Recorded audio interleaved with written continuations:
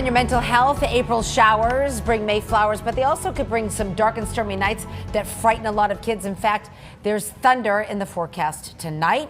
Here to talk about that, Dr. Erica Lee, a psychologist at Boston Children's Hospital. Great to see you, doctor. So let's start there. There is a thing called astrophobia. Did I get it correctly? You did get it correctly. So astrophobia is what's called a specific phobia. It's extreme fear of thunder and lightning? Correct. Honestly, I've never said the word before, so how common is it?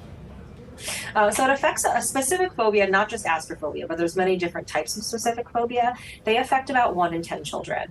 They are more common among children than adults, but typically as a child gets older, these fears go away. But signs for any parents out there who are wondering, does my child have a specific phobia? Things you're looking for are intense fear and distress that's out of proportion to what's happening, something that lasts for at least 6 months or more with your kids, and then it gets in the way of daily living. So for something like storms, like today, it's cloudy, I'm not leaving the house. And we know that kids with autism, with sensory sensitivity, anybody who's had a really negative experience in bad weather with young kids, they're more likely to develop this kind of phobia. So if your child, doctor, hears thunder in the middle of the night, runs into your bedroom, what are some of the ways that you can help them get back to sleep? A stuffed animal maybe? And what are some of the things you should be saying to your child in these moments?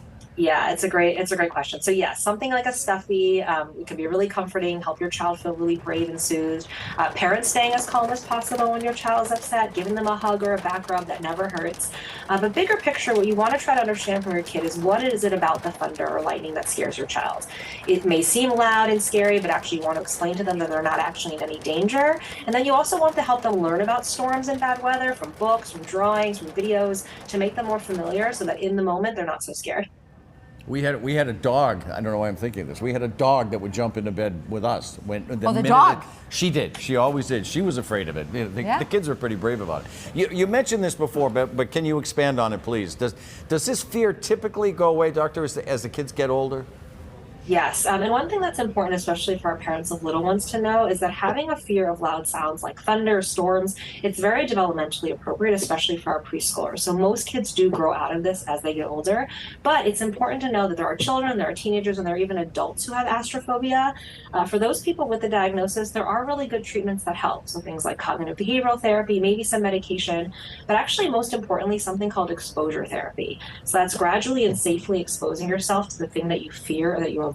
So for fear of storms, it might be like first listen to a storm, then watch a video, then look outside the window, and then go outside. Yeah. All right, excellent, doctor. Thank you so much. We always appreciate you.